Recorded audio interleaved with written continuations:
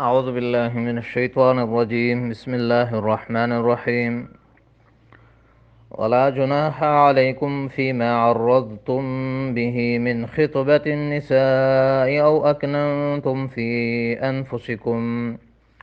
علم الله أنكم ستذكرونهن ولكن لا تواعدوهن سرا إلا أن تقولوا قولا معروفا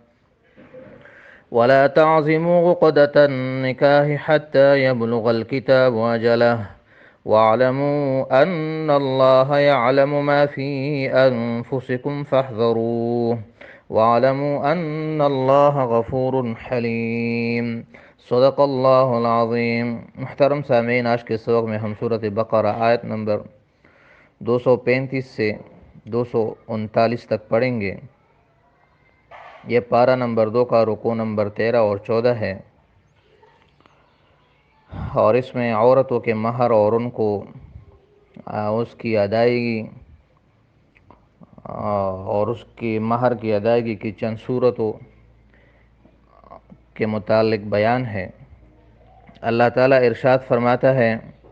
وَلَا جُنَاحَ، اور نہیں ہے کوئی گناہ علیکم تم پر، خطاب مسلمان مردوں سے ہیں، فیما عرضتم بہ، اس بات میں کہ تم اشارے سے کوئی بات کرو، من خطبت النساء یعنی عورتوں کو نکاح کا پیغام دینا، یعنی عدت کے دوران اشارے کنایے سے تم عورتوں کو نکاح کا پیغام دو، صراحتاً نہیں، تو اس میں گناہ نہیں۔ او اکننتم، یا چھپاؤ تم یہ نکاح کی خواہش، فی انفسکم اپنے دلوں میں، عالم اللہ اللہ کو معلوم ہے، انکم ستذکرونہن کہ تم ضرور ان کا ذکر کرو گے، یعنی دل میں تمہارے ایسے خیالات آئیں گے تو اس پر کچھ گناہ نہیں۔ ولیکن لا تواعدوہن، لیکن ان سے عہد و پیمان نہ کرو، سرًا چپکے سے، یعنی عدت کے دوران ان سے ایسی پکی بات نہ کرو، الا ان تقولوا، مگر یہ کہ کہو تم، قولا معروفا ایک بات مناسب، ولا تعزموا اور عزم نہ کرو، پکا ارادہ نہ کرو، عقدۃ النکاح نکاح کے گرے کا، یعنی عدت کے دوران نکاح نہ کرو، پکا ارادہ نہ کرو، حتی یبلغ الکتاب، یہاں تک کہ پہنچ جائے لکھا ہوا حکم، اجلہ اپنی مدت کو، یعنی عدت وفات یا عدت وفات ختم ہو جائے۔ وَاعْلَمُوا، اور جان لو، ان اللہ یعلم کہ اللہ جانتا ہے، ما فی انفسکم جو کچھ تمہارے دلوں میں ہے، فاحذروہ تو اللہ سے ڈرو، یعنی کوئی حیلے بہانے عدت کے دوران نہ بناؤ۔ وَاعْلَمُوا، اور جان لو، ان اللہ کہ اللہ غفور حلیم بڑا بخشنے والا، بڑا بردبار ہے۔ لا جناح علیکم، نہیں ہے کوئی گناہ علیکم تم پر، ان طلقتم النساء اگر تم عورتوں کو طلاق دو، ما لم تمسوہن جبکہ ابھی تم نے ان کو ہاتھ بھی نہ لگایا، او تفریدو یا مقرر ہی نہیں کیا، لہن ان کے لیے، فریضتاً کوئی مہر، ومتعوہن اور ان کو کچھ سامان دو جسے متعہ کہتے ہیں، علی الموسع قدرہ مالدار پر اس کی گنجائش کے بقدر، وعلی المقتر قدرہ اور غریب تنگ دست پر قدرہ اس کے طاقت کے بقدر،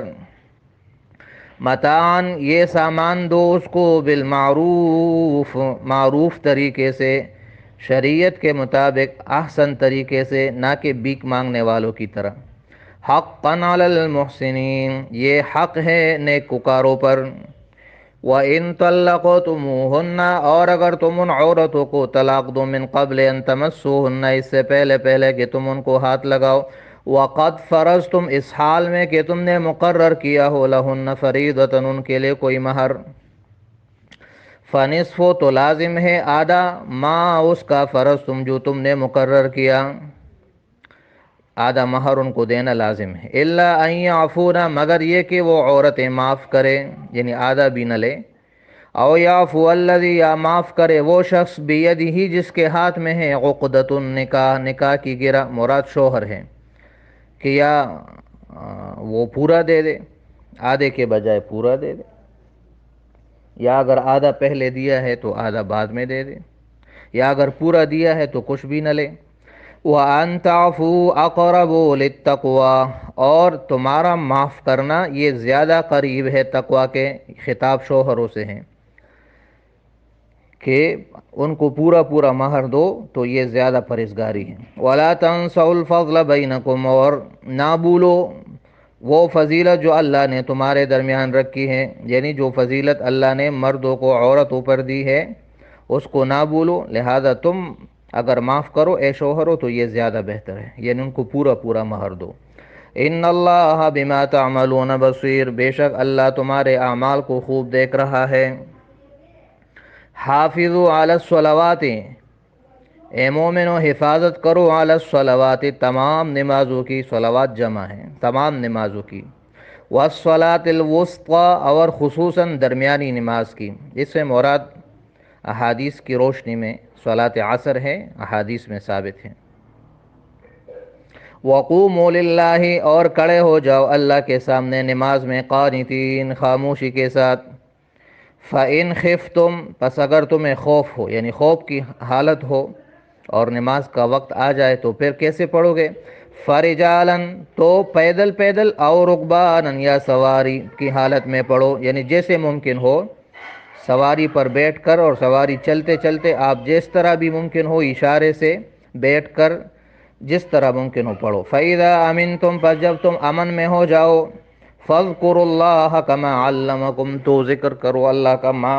کما علمکم، جسے اللہ نے تمہیں علم دیا، ما اس بات کا، لم تکونوا تعلمون، جسے تم نہیں جانتے تھے۔ مراد یہ کہ امن کی حالت میں پھر ویسے ہی نماز پڑھو جیسے کہ عام نارمل طریقہ ہے شریعت کا، اسی کے مطابق۔ محترم سامعین، پہلی آیت میں یہ بات بیان کی گئی ہے کہ جب ایک عورت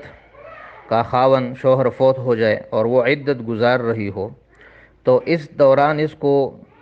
علانیہ کھلے لفظ میں نکاح کا پیغام دینا حرام ہے، گناہ ہے۔ البتہ اگر معروف طریقے سے اشارتاً کنایتاً کوئی بات کہہ دے، وہ اشارتاً کنایتاً بات حدیث کے مطابق یہ ہے کہ کوئی کہے کہ مجھے نکاح میں دلچسپی ہے اور میں چاہتا ہوں کہ آپ جیسی کوئی نیک عورت مل جائے، تو یا اس طرح کہے کہ آپ جیسی نیک عورت سے تو ہر کوئی نکاح کر سکتا ہے، یعنی صراحتاً نہ کہے بلکہ اشارتاً کنایتاً نکاح کی بات کرے تو اس میں گناہ نہیں ہے۔ اور اگر پکا عقد کرے تو اس سے معلوم ہوا کہ عدت کے اندر نکاح کرنا حرام ہے، جب تک عدت پوری نہیں ہوگی اس عورت سے کوئی نکاح نہیں کرے گا، یہ حرام ہے اور گناہ کبیرہ ہے۔ اور اگر کوئی حیلے بہانے کرتا ہے تو اللہ جانتا ہے، اللہ فرماتے ہیں میں جانتا ہوں لہذا ہوشیار رہو، دل میں کوئی حیلے بہانے نہ بناؤ کہ ایسا نہ ہو کہ عدت کے بعد کوئی اس سے نکاح کرے اور میں رہ جاؤں اور اس عدت کے دوران ہی کچھ ایسا حیلہ بنائے کہ عورت اس کے پاس آ جائے، تو یہ حرام ہے،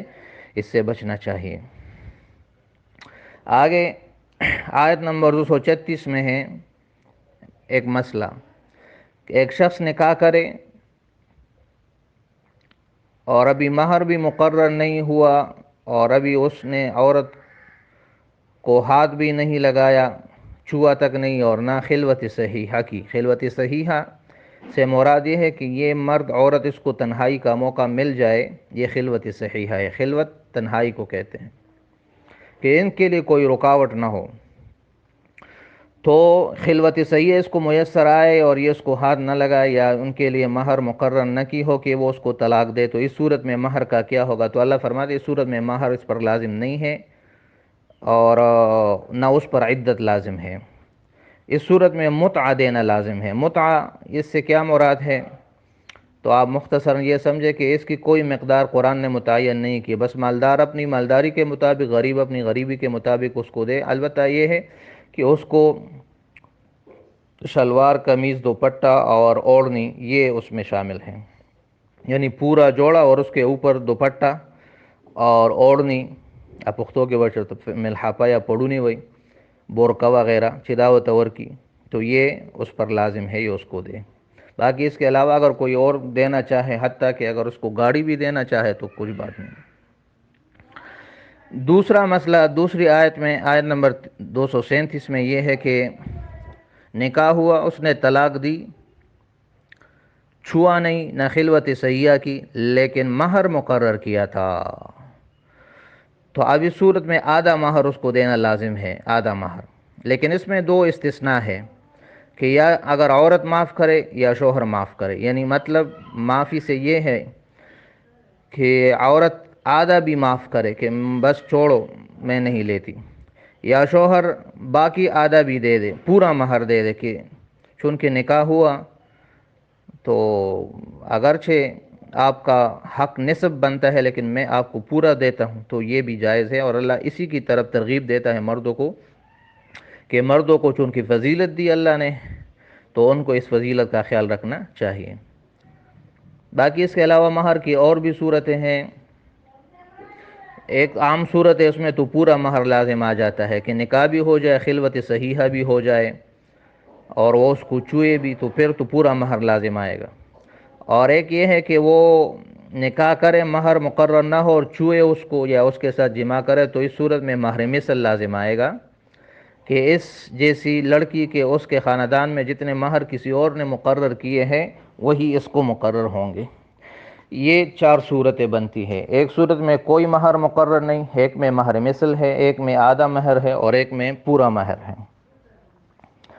آگے اللہ فرماتا ہے نمازوں کی حفاظت کرو اور خصوصاً درمیانی نماز کی، کہ اس سے مراد عصر ہے۔ اس کا مطلب طلاق کے مسائل کے اندر یہ ہے کہ طلاق اور نکاح اور ان چیزوں میں ایسے نہ پڑھو کہ نمازوں کا ہی بیڑا غرق کر دو، نمازوں کی ہی چھوڑ دو اور غافل ہو جائے، ایسا مت کرو۔ خصوصاً درمیانی نماز عصر کی،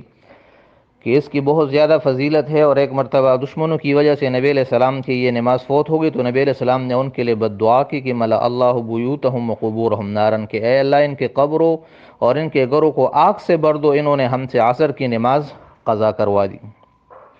اور ایک اور حدیث میں ہے کہ جس کی عصر کی نماز قضا ہو جائے تو گویا کہ اس کا مال حال اور اہل و عیال سب کچھ تباہ ہو جائے، یہ آسان ہے بنسبت اس کے کہ وہ عصر کی نماز چھوڑ دیں۔ اللہ کے سامنے کھڑے ہو جاؤ، قانتین کا معنی خاموشی سے۔ حدیث میں آتا ہے صحابی فرماتے پہلے ہم نماز میں ضروری بات چیت کرتے تھے، تو اللہ نے یہ آیت اتاری کہ اب نماز میں خاموشی کے ساتھ سکون کے ساتھ کھڑے ہو جاؤ، اور اس طرح نماز میں چلنا پھرنا اور بات چیت کرنا حرام ہو گیا۔ خوف کی حالت میں جیسے میسر ہو، کھڑے کھڑے، چلتے چلتے، پیدل سوار، اشارے سے کھڑے ہو کر، بیٹھ کر، لیٹ کر نماز جائز ہے۔ امن کی حالت میں پھر وہی شرعی طریقے کے مطابق نماز پڑھنا واجب ہے، جس میں قیام بھی ہو، رکوع بھی ہو اور سجدہ بھی ہو، سب ارکان اس کے پورے ہو، تو وہی طریقہ ہے۔ تو یہ آج کے سبق کا خلاصہ ہے۔ اس میں مہر کی دو صورتیں بیان کی گئی ہیں، اور عدت وفات یا جو طلاق مغلظہ کی عدت ہے، 3 طلاق کی عدت ہے، اس کے درمیان اس عورت سے نکاح کرنا حرام ہے، البتہ اشارہ کنایے میں اس کو نکاح کا پیغام دینا جائز ہے۔ یہ آج کے سبق کا خلاصہ ہے، باقی انشاءاللہ کل پڑھیں گے۔ صدق اللہ العظیم و صدق رسولہ النبی الکریم۔ السلام علیکم ورحمۃ اللہ۔